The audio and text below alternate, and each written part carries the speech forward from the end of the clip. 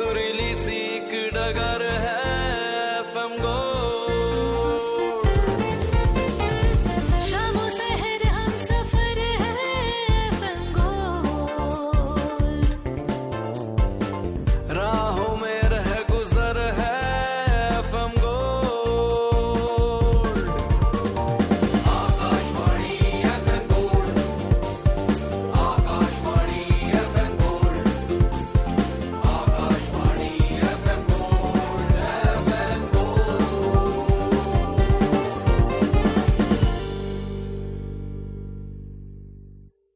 आपने ट्यून किया है आकाशवाणी दिल्ली का चैनल गोल्ड FM 100.1 मेगाहर्ट्ज पर। कार्यक्रम है आज के मेहमान और मैं हूं आपके साथ रश्मि कुकरेती। दोस्तों, हिंदी फिल्मों, धारावाहिकों और नाटकों की अगर हम बात करें तो कहानी को आगे बढ़ाने, उभारने और लोकप्रिय बनाने में गीतों का बहुत महत्व रहता है। और जो सुरीली बंदिशें होती हैं ना, वो तो किसी भी कहानी का चमकता सितारा बन जाती हैं, या ये कहें कि पहचान बन जाती हैं। जो गाने के भाव होते हैं वो कहानी की सिचुएशन में जान डाल देते हैं, उसे हिट बना देते हैं। ऐसा ही एक गीत बहुत लोकप्रिय हो रहा है।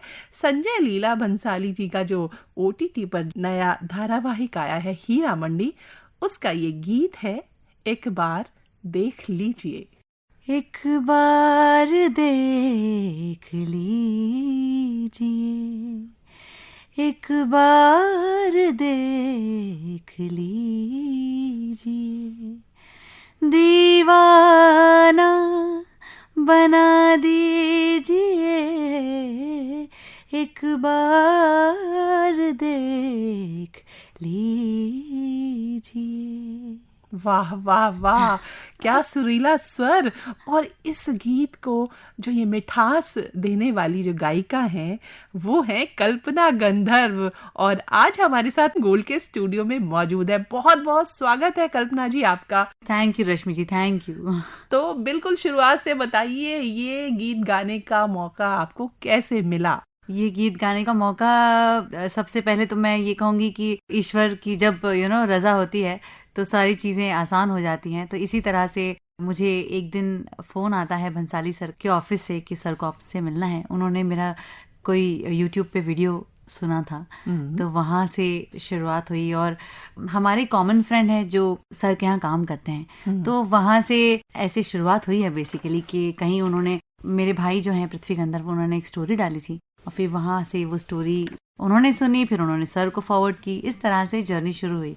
सर ने फिर ऑफिस बुलाया, फिर वहाँ मुझे सुना काफ़ी देर, तो उसके बाद गाना मेरे हाथ में दे दिया था उन्होंने उसी दिन। कल्पना जी, संजय लीला भंसाली जी की जो फिल्में हैं, हमने देखे हैं उनकी, चाहे फिल्में हो चाहे OTT पर जो ये धारावाहिक है, उनका जो कैनवस है बहुत बड़ा कैनवस रहता है। बहुत ही, जिसे कहते हैं कि एक पारंपरिक तरीके से उनकी कहानियां उभरती हैं और उनके सेट बड़े शानदार और भव्य रहते हैं। तो पर्दे के पीछे जो गीत संगीत का जो माहौल था, वहाँ कैसा माहौल था जब आपने गाने की रिकॉर्डिंग की? उसके बारे में, वो अनुभव, वो क्षण, यादों के गलियारे में जाइए और वो हमारे सुनने वालों के साथ बांटिए। जी जी बिल्कुल, बहुत सुनहरा दिन था वो, क्योंकि संजय सर मेरे सामने बैठे थे वो, और उन्होंने पूरे वक्त वहाँ पे 6, 7, 8 घंटे स्टूडियो में रहकर उन्होंने एक एक लाइन पर गौर करके उन्होंने गवाया, क्योंकि उन्होंने ही कॉम्पोजिशन बनाई और इतनी खूबसूरत कॉम्पोजिशन है और उनके दिल के करीब है ये गाना। तो इसीलिए वो थे उस दिन। और ये माहौल था, जब वो रहते हैं स्टूडियो में तो आवाज़ नहीं होती स्टूडियो में, बिल्कुल पिन ड्रॉप साइलेंस, क्योंकि सबको पता है कि सर हैं, तो वो उनका एक ऑरा है विच इज़ मैजिकल। वहाँ पर माहौल बहुत अच्छा था। और फिर गाना जब रिकॉर्ड कर रहे थे तो बड़ा अच्छा लग रहा था, काफ़ी चीज़ें। मन तो कर रहा है कि आपसे कहूँ कि इसका अंतरा भी हमें सुना दीजिए। जी बेशक। इतनी पे के जाना सके, उठ कर कहीं भी हम, आँखों को अपनी आप एक मैं खाना बना दीजिए, एक बार देख लीजिए, दीवाना बना दीजिए, एक बार देख लीजिए। वाह, वाकई दीवाना बना देने वाली आवाज, बहुत मीठी आवाज। कल्पना जी, ये बताएं कि जी अभी जो हमें आवाज सुनने को मिल रही है, ये तो जी बिल्कुल तैयार आवाज है, जी बिल्कुल, जो कि हिंदी फिल्म इंडस्ट्री में उतरने को बेकाबू है। लेकिन इस तैयारी के पीछे का जो सीन सफर है है। जी, वो सफर है, उसके बारे में बताएं। सबसे पहले मैं ये बताऊंगी कि मेरी बॉलीवुड में जो मेरी शुरुआत हुई है, मेरा डेब्यू सॉन्ग था ओल्ड स्कूल गर्ल, जी। जो तनु वेड्स मनु रिटर्न्स जो फिल्म आई थी कंगना रनौत की और माधवन की। उस फिल्म का मेरा एक गाना था, वो दत्तो जो कैरेक्टर पे था, जो वो बोट में गाती है, एक अंग्रेजी गाना जिसका मुझे हरियाणवी एक्सेंट में गाना था। अरे तो वाह, वो बड़ा इंटरेस्टिंग गाना मुझे मिला। शुरुआत बहुत अच्छी हुई बॉलीवुड में। हमें भी सुनाइए। जी ज़रूर। I might be sentimental, but don't get so judgmental. So what if I'm an old school girl? I'm an old school girl. I'm an old school girl. वाह वाह वाह वाह। I might be sentimental, but don't get so judgmental. So what if I'm an old school girl? I'm an old school girl. I'm an old school girl. तो हम बात कर रहे थे आपकी तैयारी की। जी। वापस जाते हैं उसी जी, शब्द पर, उसी जी, वाक्य पर। जी। अगर एकदम शुरुआत की बात करें तो बचपन से ही म्यूजिक घर में रहा है। घर का माहौल पूरा म्यूजिकल था। मेरी मम्मी गाती हैं बहुत सुरीला। मेरे पिताजी अशोक गंधर्व, वो मेरे गुरु हैं और वो वायलिनिस्ट हैं। इसी तरह से मेरे दादाजी, मतलब I am the 5th generation in my family अच्छा, जो संगीत कर रहे हैं, यानी कि संगीतकार संगीत तो के। बिल्कुल जिसे जी कह जी, रहे हैं ना, खून में खून रचा में बसा है। जी जी जी। घर का माहौल हमेशा से गज़लों में और ठुमरी और गज़ल्स और इस तरह का माहौल बचपन से ही। 2-3 साल की उम्र से शायद मैंने गाना शुरू कर दिया था और 6-7 साल की उम्र से मैंने रेडियो के लिए भी गाया है। जो लोक झनकार एक शो होता था, तो रिकॉर्डिंग्स गाई है जब मैं 8-9 साल की थी। अच्छा, हाँ जी, तो लोग वो फोक गाने होते थे, तो वैसे काफ़ी कुछ किया है। तो इस तरह से स्टूडियो रिकॉर्डिंग्स, घर में माहौल तो रहा है, पूरी तरह से म्यूजिकल रहा है। और एज अ जर्नी फिर प्रोफेशनली तनु वेड्स मनु से हुई। उसके बाद एक सरबजीत फिल्म आई थी, उसमें सुखविंदर जी के साथ गाया है गाना तुंगलक तुंगलक। फिर इसके बाद सबसे ज़्यादा रिकग्निशन एक बार देख लीजिए जो हीरा मंडी से है, उसमें लोगों का प्यार बहुत ज़्यादा मिल रहा है। जी। तो ऐसा होता है कल्पना कि अगर कहीं भी भारत में जो गाने वाला होता है, कहीं ना कहीं उसके दिल में ये तमन्ना ज़रूर होती है कि मैं कहीं तो जो इतनी बड़ी स्क्रीन है, इस जी पर मुझे गाने का मौका मिले। जी जी बहुत सारे बच्चे तैयारियां करते हैं और अपने जीवन के संघर्ष की वो जो कहानी लिखने पहुंचते हैं मुंबई। जी जी जी तो ये बताइए कि वहाँ का जो संघर्ष है वो कैसा संघर्ष है? बहुत सुनने वाले इस समय आपको जो सुन रहे जी हैं जी और आपकी सफलता को जान रहे हैं, जी लेकिन उसका सफलता के पीछे जो स्टूडियो से स्टूडियो ऑडिशन देने की जो प्रक्रिया है, उसके बारे में थोड़ा सा हमारे सुनने वालों को समझाएं, ताकि अगर कोई सुनने वाला ये चाह रहा हो कि मैं भी क्या गा सकता हूँ, जी जी उसको बताइए कि वहाँ का वो सीन कैसा है। जी जी। देखिए, किसी भी फील्ड में अगर आपको किसी मुकाम पर पहुंचना है तो मेहनत तो बहुत ही लगती है। मेहनत भी लगती है, आपकी शिद्दत, फिर आपका काम स्पेशली। बस ये कहना चाहूँगी कि मुंबई जैसे शहर में अपना वो बनाना आसान तो नहीं है, किसी भी शहर में कहा जाए, बट मुंबई में इसीलिए कह रही हूँ क्योंकि वहाँ पर लोग आते हैं हर शहर से और कंपटीशन भी है, हर फील्ड में है। म्यूज़िक में थोड़ा सा ज़्यादा है आजकल। हर दूसरे किसी को देखें तो वो गिटार लेकर गा ही रहा है। बड़ा अच्छा लगता है कि लोग म्यूज़िक को एज अ प्रोफेशन परस्यू कर रहे हैं। लेकिन जब आप शौकिया तौर पे करते हैं और आप ऐसे ही गा रहे हैं तो वो अलग बात है। अगर आपको प्रोफेशनली करना है तो आपको उस चीज़ के लिए तैयारी करनी होगी। अगर आप एकदम सीख रहे हैं तो आपको सही तरीके के गुरु से शिक्षा प्रॉपर सीखना होगा। फिर उसके बाद आप बेसिकली ये है कि आप जितना अच्छा काम करेंगे उतना आपके चांसेस ज़्यादा होते हैं। जी जी। तो आपके काम में वो क्वालिटी हो। हमारे इस कार्यक्रम को जब हम आगे बढ़ाते हैं तो उसमें गीत संगीत साथ साथ चलता है। तो आप बताएं कि इस समय हमारे सुनने वालों को कौन सा गीत सुनवाना चाहेंगी? जी, मुझे एक कुछ साल पहले एक गाना प्रीतम दा का एक गाना रिलीज हुआ था जो वो भी गजल स्टाइल का ही था, फिर ले आए दिल, मेरे दिल के बड़े करीब है। तो गुनगुना दीजिए जरा। जी।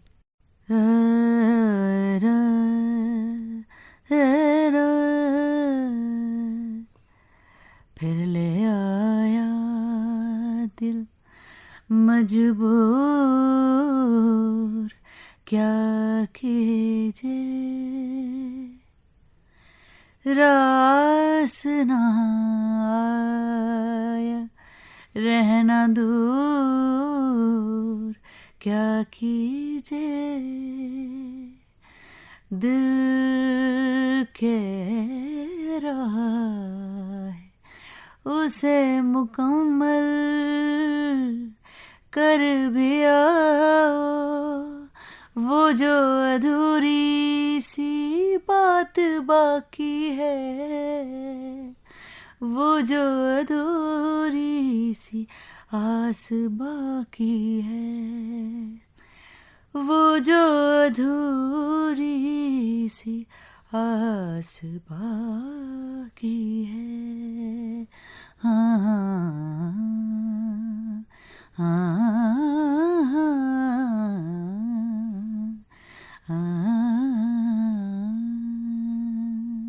बहुत ही मीठा गीत था ये। तो वापस आते हैं मुंबई की ओर। जी। आजकल क्या कर रही हैं? आजकल बहुत सारी चीज़ें चल रही हैं, touchwood by the grace of God. Recordings हो रही हैं, शूट्स हो रहे हैं, इंटरव्यूज़ हो रहे हैं, सो बैक टू बैक कुछ ना कुछ हो ही रहा है। बस बहुत खुश महसूस कर रही हूँ। जी जी। तो इसके अलावा जैसे बहुत सारे जो बच्चे वहाँ पहुँचते हैं, जी। तो हम देखते हैं कि नई नई प्रतियोगिताएं हैं, गाने की प्रतियोगिताएं होती हैं, रियलिटी शोज होते हैं, उसमें से जो जीत कर बच्चे निकलते हैं वो जी। बहुत अच्छे अच्छे गीत गा रहे होते बिल्कुल हैं। बिल्कुल। कभी ऐसा मन में आया कि मैं भी किसी रियलिटी शो में पार्टिसिपेट करूं? जी, ज़िंदगी में कभी कभी ऐसे मुकाम आ जाते हैं कि हमें लगता है कि जब हम रियाज कर रहे हैं और हम सब कर रहे हैं तो चीज़ें उस तरीके से काम नहीं कर रही जिस तरह से हम चाहते हैं। तो एक आध बारी ऐसा आया था मेरे जहन में कि मुझे भी पार्टिसिपेट करना है, और वो उम्र भी कम थी, तो स्कूल ख़त्म हुए थे बेसिकली 10th 11th में। एक वो उम्र होती है जब ऐसा लगता है कि नहीं, पढ़ाई भी नहीं करनी, बस यही करना है। जी तो वो वाले फेज में ऐसा लगा था, बट घर वालों ये रजा नहीं रहे, मतलब उनको ऐसा नहीं था कि बेटा शॉर्टकट से ज़्यादा आप अपने काम पर फोकस करें, अगर आपका काम अच्छा है तो आपको घर से उठाकर लोग ले जाएंगे। तो ये हमारे घर का इस तरीके का माहौल है कि आप पहले सीख लो, अच्छे से गाओ, अच्छे बजाओ, क्योंकि खानदानी है तो हमें अपना वो हमें लेगेसी आगे बढ़ानी है, तो उस पे बहुत जिम्मेदारियां होती हैं और काफ़ी प्रेशर भी होता है थोड़ा कि हम कुछ भी नहीं कर सकते ज़िंदगी में। तो इस हिसाब से मैंने एक बार, याद है मुझे कि एक द वॉइस एक कंपटीशन शुरू हुआ था, उसमें मैंने सोचा था कि मैं ऑडिशन दूंगी, लेकिन फिर वो नहीं चीज़ दिया। नहीं हुई। हाँ, नहीं हुआ। अच्छा, जी जी। तो फिर जब कंपटीशन में बिल्कुल नहीं गई, जो तो शुरुआत की, तो वो कैसे थी? वो जो स्ट्रगल था, वो कभी देखा, कभी मौका मिला स्ट्रगल करने का, या रास्ते अपने आप खुलते चले गए? मेरी अगर बात हो रही है तो मैं कहूँगी कि मैं बेहद खुशनसीब हूँ कि ईश्वर है मेरे साथ और हर वक्त है, क्योंकि रास्ते जैसे आपने कहा कि अपने आप खुलते गए, सच में ऐसा हुआ है कि बस आगे आगे चीज़ें होती गई हैं, पता नहीं कैसे, लेकिन बस हुई, कोइंसिडेंटली कुछ हुआ है चीज़ें। तो ये जी मेरे साथ ऐसा है, स्ट्रगल नहीं करना पड़ा, क्योंकि मैं ये कहूँगी कि मैं जिस परिवार से हूँ बड़ी खुशनसीब हूँ कि मुझे इस तरह का परिवार मिला, पापा मम्मी, फैमिली, नाना नानी जी और दादा दादी, जो भी दोनों साइड का परिवार, वो इतने सपोर्टिव हैं कि जो हमें करना है उसकी आज़ादी मिली। सबसे पहली बात कि आप करिए खुलकर जो आपको करना है, तो ये भी है। और फिर कोई प्रेशर नहीं कि आपको पैसे कमा के लाने हैं या अपने घर में कुछ करना है, नहीं, आप अपने काम पे ध्यान दो। तो इस तरह का अगर जब आपको सपोर्ट मिलता है घर से, तो आप मेंटली बहुत फ्री हो जाते हैं। जी। आप किसी भी काम को करने में आपकी लगन फिर तीव्र होती है और आप बिना कुछ सोचे समझे आप उस पे लग जाते हैं। तो ये है। मेरे बड़े भैया जो हैं पृथ्वी गंधर्व, वो भी इंडस्ट्री के जाने माने सिंगर हैं जी। उनका भी काफ़ी नाम है, बाजीराव मस्तानी में उन्होंने गाया है। तो इस तरह से तो, लेकिन ऐसा नहीं है कि अगर आपके फैमिली बैकग्राउंड म्यूजिकल है तो चीज़ें आपके लिए आसान होती हैं, ऐसे मुश्किल होती हैं, ऐसा कुछ नहीं है।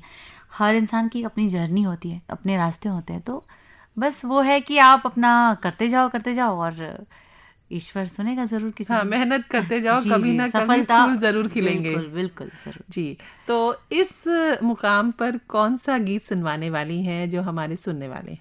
मुझे एक अच्छा गाना याद आ रहा है, बचपन में जो मैंने गाया था, लता जी का गाया हुआ। जी। बैया ना धरो ओ बलमा, बैया ना धरो ओ बलमा, बैया ना धरो ओ बलमा, ना करो मोसेरा बैया ना धरो ओ बलमा, ना करो मोसेरा बैया ना धरो, ना धरो, ना धरो ओ बलमा। कल्पना, कभी आपको किसी ने कहा है कि आपकी आवाज़ जो है वो बहुत ही एक रस्टिक टच लिए हुए है, आपकी आवाज़ रेखा भारद्वाज के बहुत क्लोज है ऐसे लगती है, कभी किसी ने कहा? जी, बहुत लोगों ने कहा है। और रस्टिक फील, जी बिल्कुल सही फरमाया आपने। और ये भी कहा है कि सुकून आता है आवाज़ सुनकर। तो जी। ये मेरे लिए बड़ी बात है और मैं भगवान का इस आवाज़ पर तो उन्हीं की कृपा है कि जो उन्होंने ऐसी आवाज़ दी है। मेरा कुछ नहीं है इसमें। तो जी। नहीं, आपका भी है। देखिए, आवाज़ तो माँ सरस्वती की देन है, जी, बट उसको तराशना, उस जी, पे मेहनत करना, जी। वो तो आपने किया है। वो श्रेय भी मैं अपने गुरुओं को दूँगी। मेरे माता-पिता, मेरे दादाजी, बड़े पापा, मेरे नाना जी, मोहन सिंह भुनावत नाम है उनका, मेरे नाना जी हैं वो। उन्हीं का ही है, बाकी थोड़ी बहुत मेहनत मेरी भी है। कल्पना, कितना अलग होता है घर में एक शास्त्रीय संगीत की प्रैक्टिस करना, जी, एक जो ऐसे पृष्ठभूमि से आना जहाँ वायलिन बजाई जा रही है बकायदा, जी, जी, जी है ना, उस प्रकार का अनुशासित रियाज, जी, है ना, जी, और एक आप खुल के गा रही हैं जो एक कमर्शियल प्लेबैक जी, समझिए, जी, जी। तो उसमें कितना फर्क होता है और एक सिंगर को किस प्रकार से वो करना पड़ता है, उसके बारे में कुछ बताएं। ये घर का माहौल तो है ही, जैसे होता ही है क्लासिकल का और इस तरह का। बट ये अच्छी बात है कि घर में हर तरह का म्यूज़िक सुनने की आज़ादी है, करने की आज़ादी है। तो उस तरह का रेस्ट्रिक्शन नहीं है कि आप सिर्फ शास्त्रीय संगीत करिए या आप आपने जो। शास्त्रीय संगीत की विधिवत कहीं जी, से जी। सीखा मैंने, है? हाँ जी, मैंने घर से तो सीखा ही है, लेकिन मैंने आगरा घराना भी सीखा है। मेरी गुरुजी ऋतु जौहरी जी उनका नाम है, उनसे मैंने आगरा घराना सीखा हुआ है। वहाँ पे 3-4 साल मैंने सीखे। फिर गज़लें जो हैं वो मैंने अपनी नाना जी से सीखी हैं। और बाकी रागदारी, जो शुरुआती दौर में रागदारी, ये मेरे पापा से सीखा है, मम्मी पापा दोनों से। जी। जी, जी। तो इस तरह से मेरे बड़े पापा से, उनका नाम कैलाश गंधर्व जी है। तो इस तरह से घर में सभी से, पृथ्वी गंधर्व जो मेरे भाई हैं उनसे भी मैंने सीखा हुआ बहुत सारी वोकल ट्रेनिंग जो है वो कैलाश उनसे। गंधर्व जी जो आकाशवाणी में है? जी, जी, जी, अच्छा, जी। तो वो फिर मेरे तो बड़े आप पापा हैं। आकाशवाणी की, हम कहेंगे कि आप हमसे कोई दूर नहीं हैं, आप तो हमारे परिवार का हिस्सा जी, हैं, जी, आप जी, हमारी जी, परिवार की जी, सदस्य हैं, क्योंकि जी, कैलाश जी भी इस कार्यक्रम में आ चुके हैं। जी, जी, जी, जी, और बिल्कुल। बहुत समय तक आकाशवाणी में वो वाह, वाह! काम करते जी, रहे जी, हैं। जी, जी, तो बात हो रही थी कि जब आप गाते हैं, जी, जब वो कमर्शियल प्लेबैक करने जी। जाते हैं, वहाँ पे आप क्या सोचती हैं, क्या ध्यान रखती हैं? उस वक़्त सिर्फ़ दिमाग में ये होता है कि गाना क्या है, गाने की डिमांड क्या है, और एक्सप्रेशंस, और उस पर ज़्यादा ध्यान होता है कि हम्म। कैरेक्टर कौन-सा है, उसे किस तरह से हमें गाना है, शब्दों का एक्सेंट और आवाज़ का जो प्रोजेक्शन है, मैं कहूँगी, वो किस तरह की होती है। हर गाने का एक अपना आवाज़ का प्रोजेक्शन होता है। जैसे अगर मैं आपको एक उदाहरण के तौर पे समझाऊँगी अपने सुनने वालों को, कि जैसे कोई गाना है, का करूं सजनी आए ना बालम रे रा रे रा। सो ये ब्रॉड होता है गाना, आवाज़ का इसमें बनावट ही नहीं, आवाज़ मेरी है, अंदर से नाभि से आ रही है, बट एक ब्रॉड सिंगिंग होती है। इसी जगह पे अगर मुझे गाना है कि जैसे तेरे बिना जिया जाए ना, तेरे बिना जिया जाए ना, बिन तेरे तेरे बिन साजना, सांस में सांस आए ना। तो आवाज़ को प्रोजेक्शन जो होता है वो मिठास की ओर है, उसको थोड़ा सा कम खुला, और इस तरीके से जो टेक्निक्स हैं ये हमें काम आती है जब हम गाना गाने जाते हैं। कोई अगर गाना बहुत मनचला सा है, अपबीट सा गाना है, अब के सजन सावन में आग लगेगी बदन में, एक्सप्रेशंस एक ही आंगन में। सो ये धीरे से जब आवाज़ के वॉल्यूम बढ़ाते हैं हम गाते वक्त, इन सब चीज़ों का थोड़ा ध्यान रखना पड़ता है।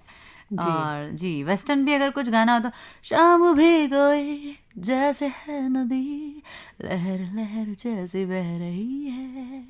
It's all about feel, you know, music is all about feel. और गाना भी तो वहाँ पर ये नहीं देखा जाता कि आपने कौन सा राग सीखा है और क्या, वो आपको बस रियाज करते वक्त ध्यान रखना है कि खुली आवाज़ से रियाज हो। और रियाज करते वक्त आपको ऐसा नहीं गाना है, जो अगर कोई सिंगर्स मेरी बात सुन रहे हैं तो रियाज करते वक्त आपको आवाज़ को दबाकर या मीठा गाने की ज़रूरत नहीं है, आवाज़ को खोला, जितना खोला जाए उतना खोलना चाहिए। सुबह से फिर शाम हो जाए तो आप छोटी मोटी चीज़ों को गाते रहें, गाने गाते रहें हर तरह के। बहुत सारे राज बता दिए कल्पना ने। हाँ जी जी जी, मैं जब बात करती हूँ तो करते ही जाती हूँ। जी। हाँ जी। तो इस मौके पर कौन सा गीत सुनवाने वाली हैं? अच्छा, मुझे एक अच्छी गज़ल याद आ रही है, आशा जी की। सुनाइए। सलोना सा सजन है और मैं हूँ, सलोना सा सजन है और मैं हूँ, जिया में एक अगन है और मैं हूँ, सलोना सा सजन है और मैं हूँ। आगे की क्या आपने कोई योजनाएं बनाई हैं, क्या सोचा है, ये बताएं कि भविष्य में हम जी। कल्पना को कहाँ देखने वाले हैं?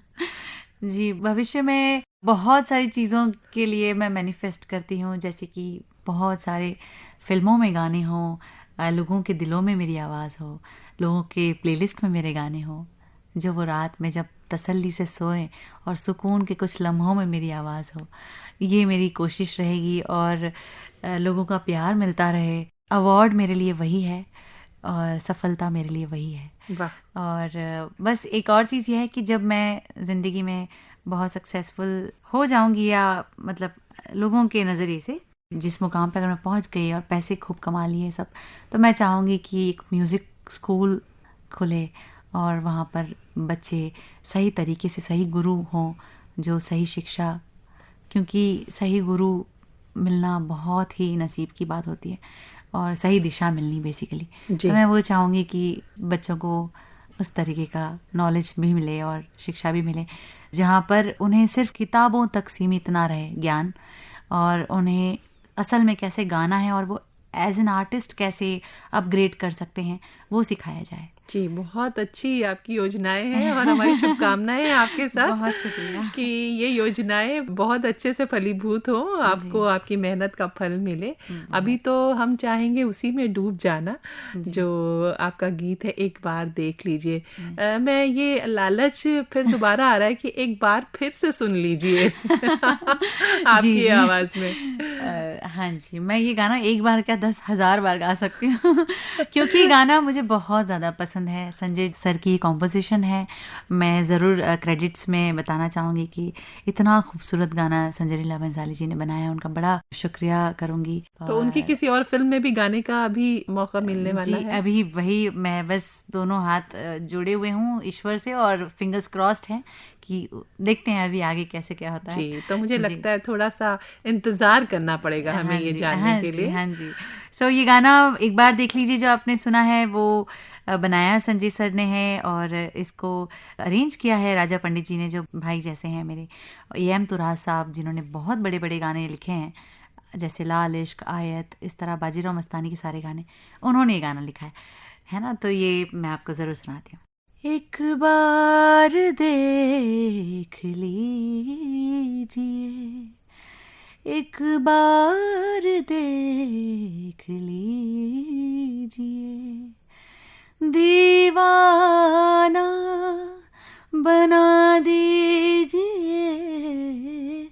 एक बार देख लीजिए, जलने को है तैयार हम, परवाना बना दीजिए, एक बार देख लीजिए, एक बार देख लीजिए। हम तो आपके गाने में ऐसे डूब गए कल्पना कि कल्पना ही नहीं कर पा रहे कि आगे क्या बात करें। जी। हम बहुत बहुत शुभकामनाएं दे रहे हैं आपको भविष्य के लिए। आप खूब सारा गाएं, खूब मीठे मीठे गाने गाएं और हम आपको सुनते ही रहें, सुनते ही रहें। समेटते हैं इस कार्यक्रम को। जी, तो जी। चलते चलते अगर कुछ आप कहना चाहें हमारे सुनने वालों को। मैं चलते चलते अभी आपसे ये कहूँगी रश्मि जी कि बहुत अच्छा लगा आपसे बात करके, और जो मेरे सुनने वाले हैं उनको ये कहूँगी कि बहुत ज़्यादा शुक्रिया आप सभी का, जिन्होंने इतना प्यार दिया है इस गाने को। एक बार देख लीजिए को अपने दिल के करीब लाया आपने, और इतना प्यार दिया कि मैं बता नहीं सकती कि मैं कितनी ज़्यादा खुशकिस्मत हूँ और शुक्रगुजार हूँ। बहुत बहुत शुक्रिया। इसी तरह आपका प्यार बनाए रखें और बहुत सारी दुआएं देते रहें ताकि मेरी आवाज़ और भी आपको सुनने मिले और भी गाने आते रहें। तो इसी के साथ हम अपने सुनने वालों से विदा लेते हैं और रश्मि कुकरेती और कल्पना गंधर्व को दीजिए आज्ञा। नमस्कार। नमस्कार।